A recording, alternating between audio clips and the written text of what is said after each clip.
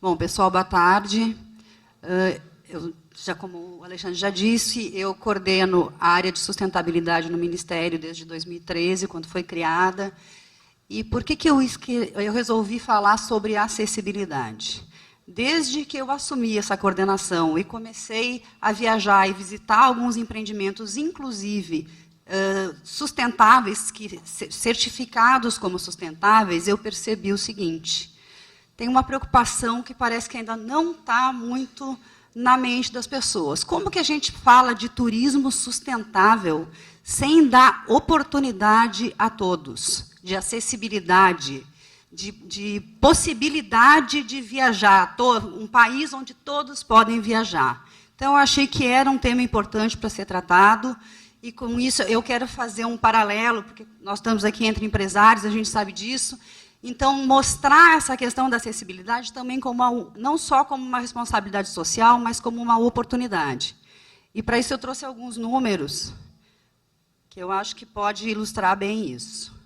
Isso são dados do censo, tá? Ele está de 2010, então é que mostra a questão o quanto nós temos hoje ainda. Claro que isso já evoluiu, né?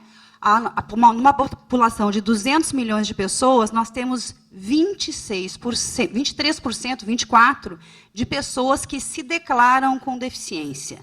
Essas pessoas, como é censo, a gente sabe que ele é autodeclaratório. Então, qualquer deficiência visual, essa pessoa pode ter se declarado com deficiência. Então, a gente tem que ter essa atenção também. É um número grande, mas nós temos aí um dado que é da Organização Mundial da Saúde, que diz que tem que ser considerado como pessoas com deficiência 10% da população do planeta. Então, esse eu acho que é um dado bastante interessante para a gente observar. Nós trabalhamos com acessibilidade e pessoas com mobilidade reduzida. O que a gente considera pessoas com mobilidade reduzida? Pessoas obesas, crianças, com dificuldade de locomoção, às vezes temporária, idosos. Então, tem números ali que são, acho, bastante assustadores até, né? A gente tem 17,4% da população brasileira é considerada obesa. 13 milhões de crianças têm menos de 4 anos. E elas também têm necessidades especiais, né? Então, nesse sentido que a gente trabalha isso. 23,5 milhões de idosos no Brasil, e isso é um dado de 2011. Então, eu acho que a gente tem isso pode dar a dimensão dessa demanda. O que a gente trata? Nós temos 7 tipos de deficiência e mobilidade reduzida. Então, entre elas, a gente tem a auditiva, a visual, a intelectual, a física, cerebral, surdo-cega e o ostomizado, que é as pessoas que usam aquela bolsinha. E as pessoas com mobilidade reduzida, onde entram os obesos, as crianças, os idosos. Isso a gente tem que ter um cuidado até na forma de tratar. Ontem eu ainda estava chamando a atenção, assim, numa conversa nossa, dessa questão de como, porque também essas questões vêm mudando ao longo do tempo. Uma hora a gente trata a pessoa deficiente, outra hora mobilidade reduzida, outra hora... Não. Hoje, a forma certa de tratar essas pessoas é pessoa com a deficiência, né? Então, é o substantivo, a preposição e o adjetivo, que se refere a qual é o tipo de deficiência que essa pessoa tem. Então, é pessoa com, a pessoa não é deficiente. Ela não porta a deficiência, ela não carrega a sua deficiência. Então, isso é uma coisa importante, para eles é muito importante, eu queria chamar a atenção sobre isso. Então, tem essa questão de tu dizer, ou então tu diz, a pessoa nasceu com ou tem a deficiência, mas ela não porta. Eu trago alguns marcos legais, até para que a gente possa pensar sobre isso. Assim, a gente tem a lei de cotas, que é uma lei que estipula que de 100 a 200 empregos, a gente tem que ter 2% contemplando essas pessoas, de 201 a 500, 3%, e assim gradativamente. Isso nem sempre é observado. Nós temos trabalhado, o Ministério tem trabalhado junto ao Ministério do Trabalho, inclusive no dia D, que a gente chama, que promove essa interação entre o empresário e essas pessoas para se disponibilizarem no mercado. eu digo para vocês, assim, por declaração de pessoas que já nos procuraram e disseram que, normalmente, essas pessoas, elas têm um empenho e uma produção até maior do que pessoas sem essas deficiências, porque eles se esmeram mais, eles querem, na verdade, se superar quando eles conseguem uma colocação. Então, eu acho que isso é importante também. A gente tem a NBR 9050, que é a que estipula que 5% dos hotéis, né, das unidades habitacionais, tem que ter 5% de dormitórios acessíveis, sendo que um deles tem que ter sanitário, mas ele tem que ter acessibilidade a todas as áreas comuns. Essa norma, ela tem força de lei. Por que ela tem força de lei? Porque ela é citada em várias outras leis. Então, ela é citada como força de lei, isso é o que está valendo hoje. Aí, depois disso, a gente teve a questão da lei do turismo, né? Na lei do turismo, a gente trabalha essa questão da inclusão social, da atividade turística como igualdade de oportunidades, com equidade, com solidariedade, segurança, autonomia.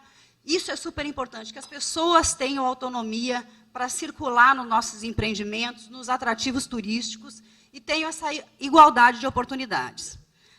A Lei 13.146, que é uma lei que foi votada agora, em 2015, e que entra em vigor em janeiro, ela estabelece que, os empreendimentos têm 2 anos a partir de janeiro para se adequarem, e ela estabelece que 10% dos meios de hospedagem tem que oferecer unidades habitacionais acessíveis. Isso acontece assim. A partir de agora, quem construir, o empreendimento que for construído agora, ele já tem que obedecer essa lei.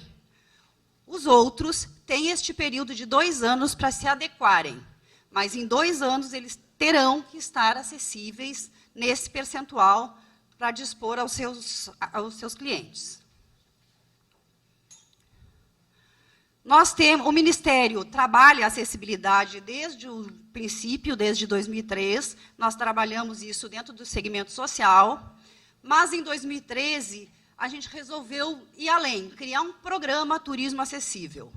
Nós fizemos uma pesquisa, encomendamos uma pesquisa e percebemos o quanto que essas pessoas são carentes de informação para conseguir decidir as suas viagens. E isso é um limitador, porque, às vezes, ela vai para um hotel, vai para um atrativo e chega lá, ela não consegue aproveitar o que ela pretendia, né, ou o que teria direito. Então, nós resolvemos, a partir dessa pesquisa, criar este programa e criar aqui, ó, um guia, que agora, em 2014, nós lançamos. Esse guia foi, inclusive, premiado. Ele é um aplicativo, ele tem aplicativo e ele tem para smartphone. Ele é um guia colaborativo, onde as pessoas, os clientes que visitam os empreendimentos, eles podem avaliar esses empreendimentos, qual é o nível de acessibilidade que eles têm. A gente tem 4 tipos, depois eu vou mostrar para vocês quais são as possibilidades de avaliação. E esse guia, na verdade, a gente vai fazer uma grande campanha agora, a partir de janeiro, que é justamente para dar essa possibilidade. Isso é uma necessidade que essas pessoas têm para poder decidir a sua viagem. Então, acho que esse guia vai fazer muita diferença. E, para o empreendedor, eu acho que é uma oportunidade também, além de uma responsabilidade social, é uma oportunidade econômica, porque é um público potencial e que tem essa necessidade. Então, vou mostrar para vocês qual é essa. Essa é a página inicial do guia. A gente trabalha essas 4 categorias de deficiência, né, que tem essa cultura ainda das pessoas acharem que o deficiente é só o cadeirante. Eu tenho que ser acessível. Mas eu tenho rampa, eu sou acessível. Não é isso, gente. A gente tem muitas outras deficiências que a gente precisa contemplar para ser universal, para dar oportunidade a todos. Então, nós trabalhamos essas 3, as pessoas procuram, elas acessam, e podem procurar pela localidade e pelo tipo de deficiência. Na verdade, a gente tem a auditiva, a mobilidade reduzida, né, do cadeirante, a mobilidade física, o deficiente visual e o com dificuldade de locomoção. Então, nesse tipo de avaliação, os clientes podem fazer avaliações objetivas, eles vão lá e dizem o que eles acharam do empreendimento, E podem também fazer avaliações subjetivas. Eles podem descrever o tanto que eles acharam que o empreendimento é acessível, o que eles imaginam que pode melhorar. Eles podem dar declarações nesse espaço. Nesse ambiente, vocês vão encontrar também legislações, normas, orientações de como se tornar acessível, o que é possível fazer para se tornar acessível, porque tem a questão da adaptação e da acessibilidade. Um empreendimento adaptado, ele não necessariamente é um empreendimento acessível. A palavra diz, ele é adaptado. Ele foi construído sem pensar na questão de acessibilidade. Então, eu não vou derrubar as portas de todos os espaços do meu hotel, do meu empreendimento, para tornar ele todo acessível. Ele é adaptado para certos tipos de deficiência. Então, tem essa diferença. E a lei vai obrigar acessibilidade universal. Então, a gente tem também espaço no Facebook e no Twitter, onde as pessoas podem enviar fotos, cadastrar, fazer posts, que eu acho que isso vale como uma promoção para quem já tem os seus empreendimentos acessíveis. Então, eu queria convidar vocês a baixarem depois, ou entrarem no site, ou baixarem o aplicativo, avaliarem sempre que forem ao empreendimento. Isso é importante para essas pessoas, é uma referência para elas, para buscar essas informações que normalmente não tem disponível em outros lugares. E isso faz muita diferença na hora de eles escolherem a questão da viagem. Aqui estão as nossas possibilidades de aplicativo, como é que eles vêm, né? A gente pode baixar na loja da Apple, do Google, da Play Store. Então, eu convido vocês a baixarem. Os empreendimentos que, por acaso, não têm ainda um perfil, podem entrar e fazer o seu perfil. E estimular os clientes para que eles entrem lá e avaliem. Isso é importante, faz diferença. O Ministério, de certa forma, nós temos uma forma de fiscalizar, entre aspas, isso que é, se em tanto tempo outras pessoas, ou alguém entrar lá e dizer, não, mas não é bem assim, isso, se for autodeclaratório, né, se o empreendimento se declarar, não, mas não é bem assim, não existe esse tipo de acessibilidade que está sendo declarada. A gente tem um período para avaliar quantas outras pessoas entrarão lá e avaliarão e vão reforçar o que já foi dito. Senão ele sai do ar. Ele deixa de estar lá disponível, porque é uma ferramenta importante de promoção desses empreendimentos para vocês e para quem necessita disso.